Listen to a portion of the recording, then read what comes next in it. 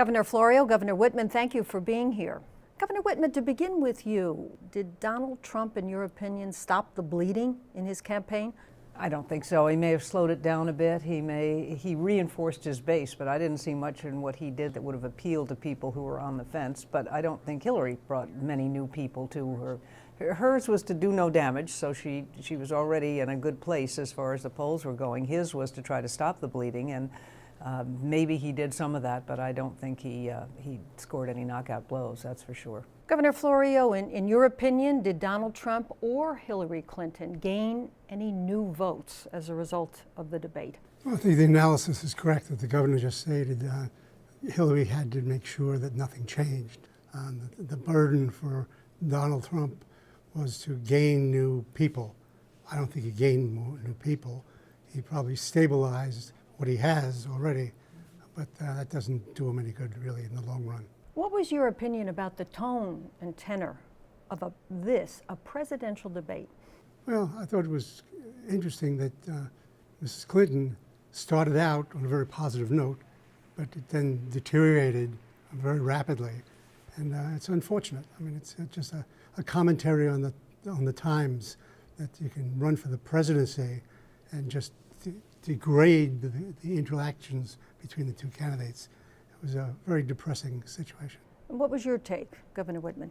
It was discouraging because it used to be the reason to have a debate is so the public could hear the two sides and how they'd approach policy issues and how they would change things were they in office. And you ended up with just mudslinging back and forth. And to have a presidential candidate threaten another one and say, if I come into office, I'm going to appoint a special prosecutor and they're going to go after you and you have evil in your heart. I mean, it was frustrating, and Hillary Clinton got off her game because she then had to answer back. Governor Florio, Hillary Clinton is viewed as a flawed candidate. If she were to win, is it possible she could lose by winning in terms of getting anything of substance accomplished as president? Well, she has a record of working across the aisle. When she was in the Senate, Republican senators all really congratulated her on her approach to things. The flaws of Hillary are nothing as close. As seen by the American people. It's not equal, though. I mean, there are difficulties that she has in terms of just being a candidate. She is very good at implementing policy, but in fact, her attractiveness, she's overly defensive.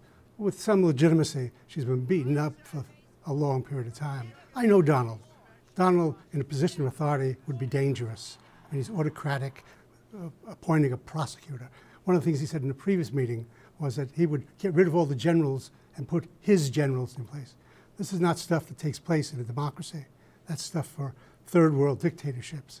When this election is over, what are the prospects after all we've been through in this campaign, all of the nastiness, the bitterness? What are the prospects for good government cooperation in the end? The Trump supporters are not going to go away quietly.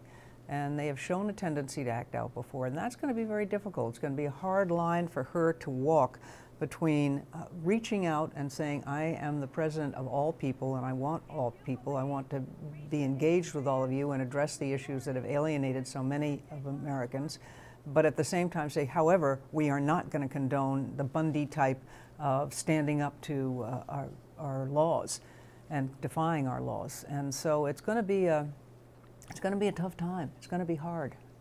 But I think we're a better country than this. We can do this.